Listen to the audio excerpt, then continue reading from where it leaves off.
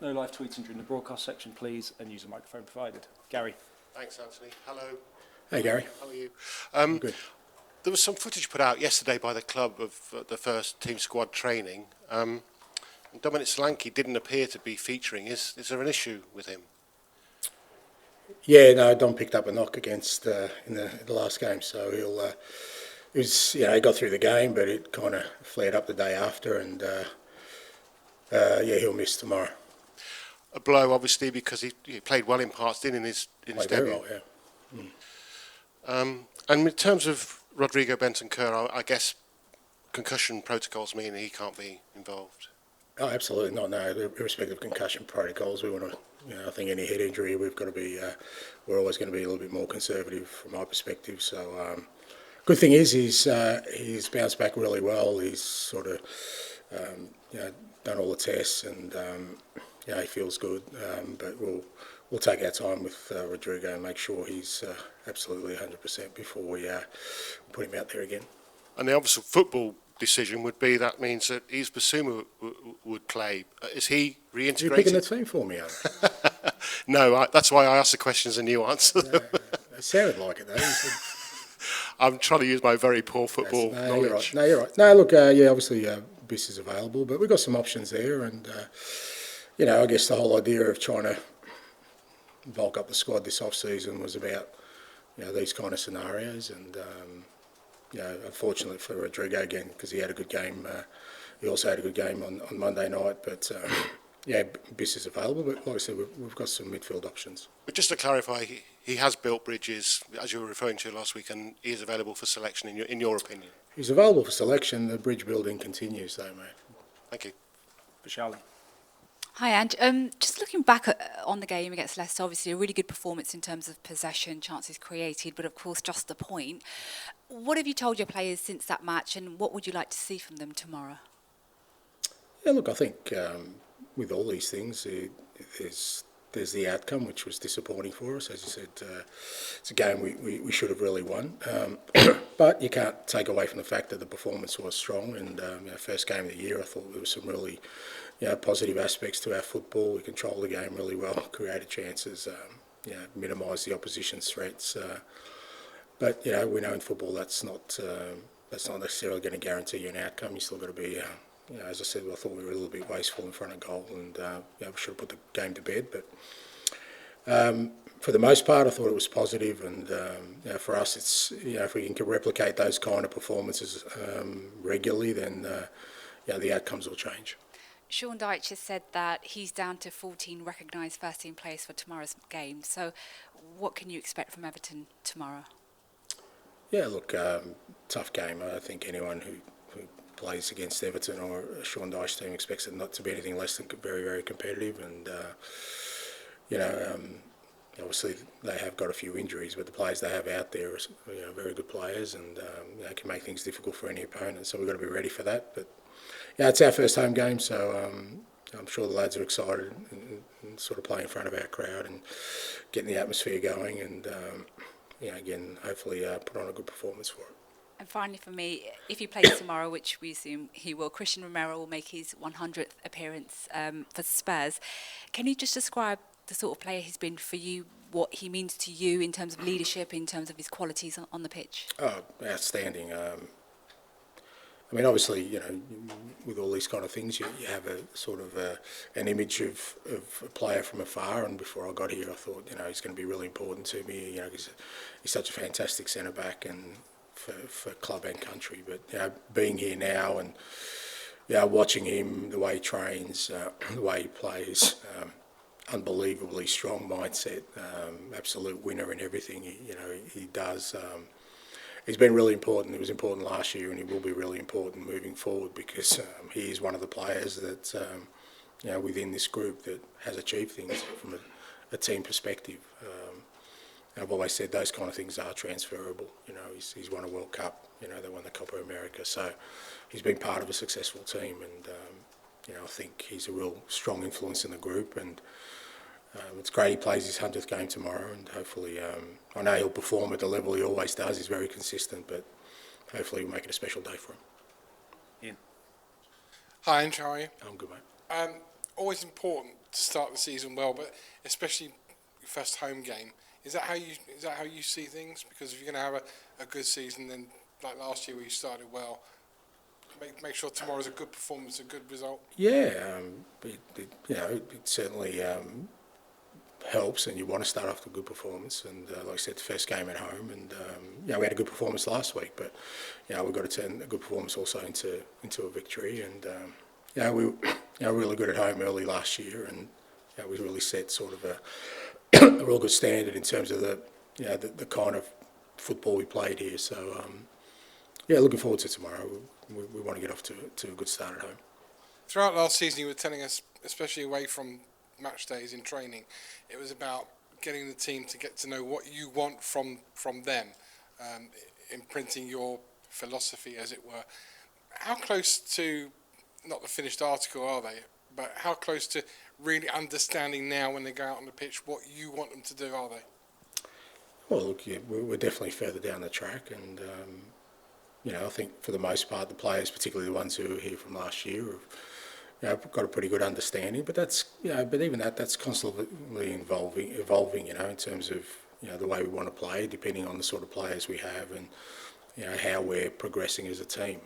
It's nothing that's absolutely fixed in stone as to this is exactly how we're going to go about our football. But the basic principles, I think, are there. And that was a pleasing thing about last week. We want to dominate games. We want to create chances. We did that.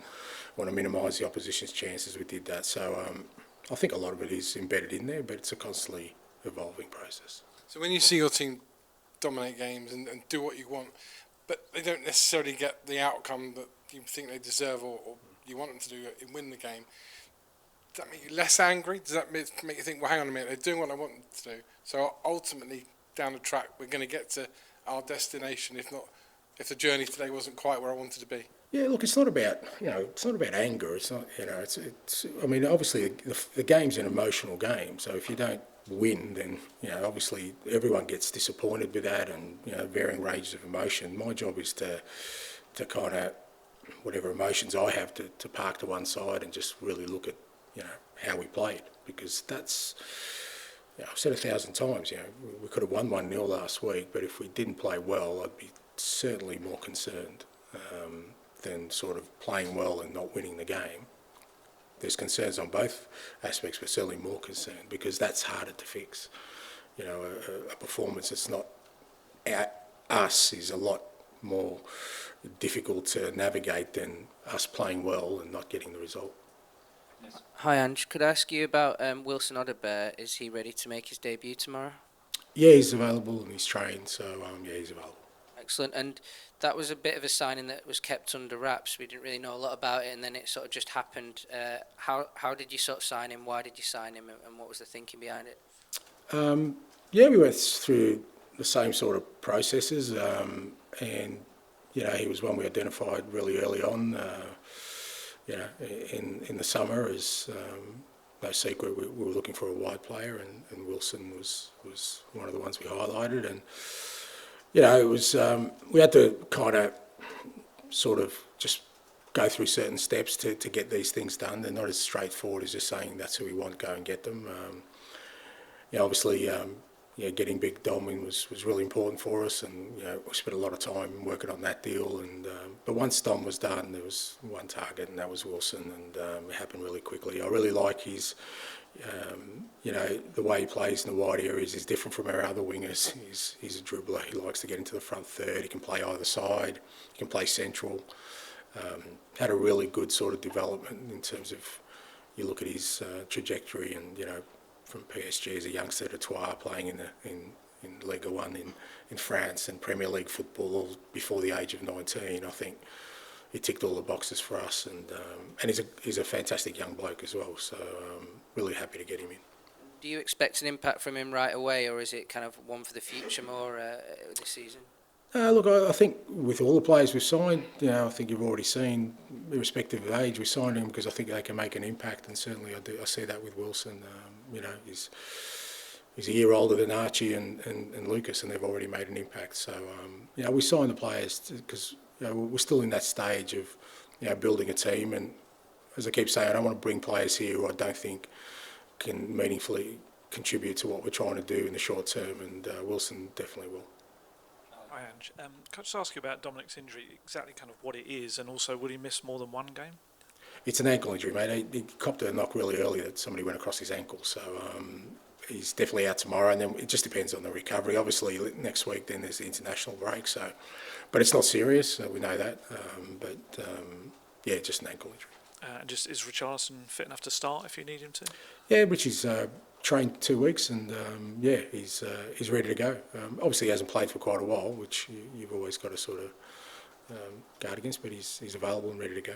I just want to ask about Oliver Skipp, who's left the club. Obviously, previous managers maybe heralded him as a future Tottenham captain he could have been. Why do you think it just didn't quite work out for him?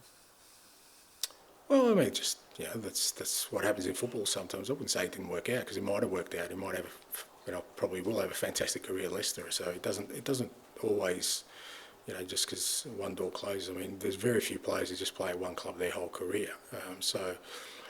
But since I've been here, Skippy's been, excellent attitude, good footballer.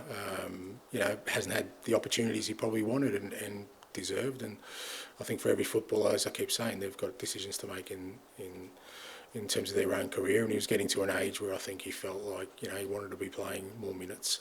But a fantastic person, an academy graduate, who ended up playing for his club for a number of seasons. So I don't think that's not working out. I think it's, it's a credit to him. And like I said, I'm sure he's going to have a fantastic career from here on. Hi, Ange. The club announced earlier that Ashley Phillips is going on loan to Stoke City for the season. Just wanted to ask a little bit about the rationale behind that and what you thought about his performances in pre-season. Yeah, Ash. I think it's a really good loan for him. Going to Stoke. Obviously, I guess with the younger players, it's a balance between, well, if we keep them in the squad, are they going to play meaningful minutes? And with Ash, we didn't feel that was going to be the case. And he sort of played the back end of last year at sort of fairly regularly at Plymouth, and we feel like he needs to play more football. Centre backs, it's a bit of a trickier position. Sometimes players need more game time to develop and improve rather than just training, and we felt it was the best decision for him. Can I just check on Pedro Porro, and who appeared to come off? Yeah, he's fine, mate. Yeah, he trained and bounced back okay. And anyone else that you're expecting to be out? No, everyone else. Everyone else is okay. Thanks. Okay, we'll finish this section with George, please. Hi, Ange. Just going back to Ash Phillips, that leaves you with 4 recognised centre-backs. Are you kind of happy with that depth, or is that an area that you might try and do something over the next week or so? No, look, I think obviously we've got Radu, who's is going really well, training really well, and Ben can play centre-back as well. So Archie can fill at centre-back, so I think we're okay. And just with Archie, I guess he's a candidate to play tomorrow instead of Bentancur. He's obviously very young into his career, but he showed incredible depth and versatility. Do you think long-term 6 is potentially where his position is going to be? Who knows, mate? I mean, everywhere we've put him so far, he's looked really comfortable, and it's a credit to him that he's sort of adjusted to Premier League football. I mean, that was him and Lucas's first Premier League game last week, and they came on and made an impact, which is fantastic for us when you think about 2 18-year-olds who are already making an impact.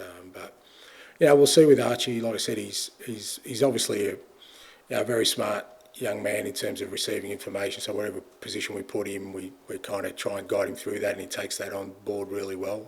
And it's going to be an asset for us. I mean, look, we're 1 game into a 50-plus game season, so I'm sure he's going to play a lot, and he might play a number of positions. And where he ends up, mate, I think he'll be the master of his own destiny in terms of that. And just finally, with the transfer window shutting in a week, how kind of active do you expect the next week to be? Is outgoings a big area that you sort of want to push to get a few more out?